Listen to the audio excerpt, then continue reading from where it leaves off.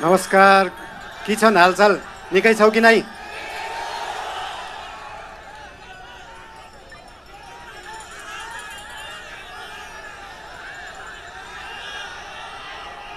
बेली छकालै एउटा सुइना देखेको थिएँ। सुदूरपश्चिम बनेको, देश बनेको, त्यो सपना पुरा गर्ने हो र त्यो पुरा गर्ने पार्टी राष्ट्रिय स्वतन्त्र पार्टी हो। बोराजी बुझेछौ कि नै?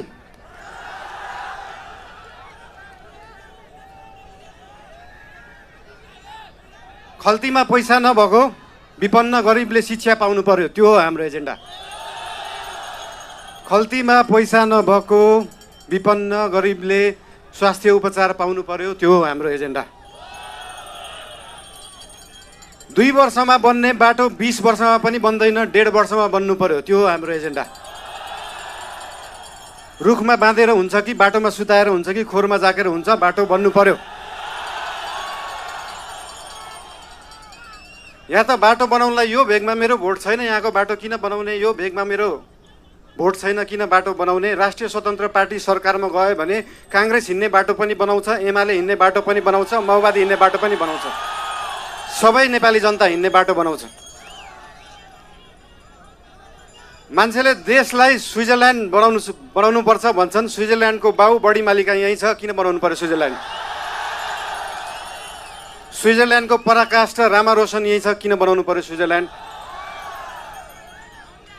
खप्तड नेसनल पार्क यहीँ छ, किन बनाउनु पर्यो स्विजरल्यान्ड? हामी नेपालीहरू माल भएको चाल नपाएको मान्छेहरू पर्यौँ। भएको चिज देखाउनै सकेका छैन, सुदूरपश्चिमलाई जोड्नै सकेका छैन। सुदूरपश्चिम त्यो दिन जोडिन्छ जुन दिन सुदूरपश्चिममा एकदम धेरै कलाकार हुनुहुँदो रहेछ। 8 लाख सब्सक्राइबर भएको, 1 मिलियन सब्सक्राइबर भएको, तर त्यो गीत काठमाडौँको चोकचोकमा बज्दैन। जुन दिन सुदूरपश्चिमको गीतहरू काठमाडौँको चोकचोकमा बज्छ अनि बल्ल जोडिन्छ सुदूरपश्चिम काठमाडौँसँग। सुरुमा त गीत बज्नु पर्यो, त्यसपछि आवाज बज्छ, त्यसपछि माग पुरा हुन्छ। सुन्दा सानो जस्तो लाग्छ, तर त्यो हो राष्ट्रिय स्वतन्त्र पार्टीको एजेन्डा।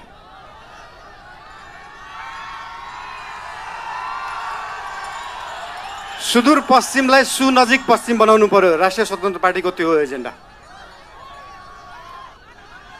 तपाईँहरूलाई आज यहाँ आएर भेट्न पाइयो, धेरै खुसी लागेको छ। म धेरै बोल्ने मान्छे होइन। राष्ट्रिय स्वतन्त्र पार्टी तपाईँहरूसँग यहाँ भोट माग्न आएको होइन, काम माग्न आएको हो। काम दिनुहोस् है। तपाईँहरूले भोट दिनु भएन भने पनि राष्ट्रिय स्वतन्त्र पार्टीले सुदूरपश्चिम बनाउँछ। काम माग्न आएको हो। के छ तपाईँहरूको काम? हाम्रो उम्मेदवारहरूलाई, हाम्रा पार्टीका मान्छेहरूलाई हाम्रो काम यो हो भनेर लिस्ट दिनु। भोट नदिए पनि हुन्छ, बरु कामको लिस्ट दिनु, काम गरेर देखाउँछ राष्ट्रिय स्वतन्त्र पार्टीले।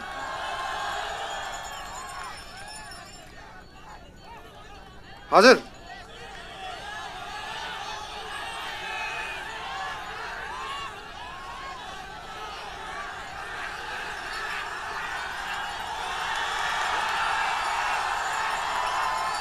आँखा हेर्न पर्दैन, काम हेर्नु होला। म धेरै बोल्दिनँ। धेरै धेरै धन्यवाद। सुदूर अब दूर नाइ, झिक्कै झिक्कै माया तमलाई। I love you.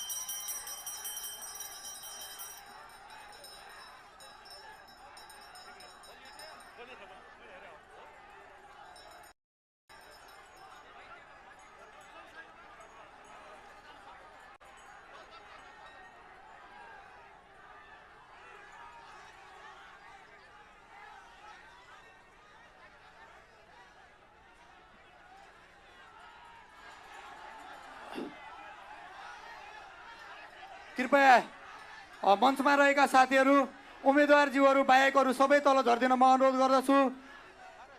उम्मेदवारज्यूहरू बाहेक सबैजना तल झर्दिन म विनम्र अनुरोध गर्दछु।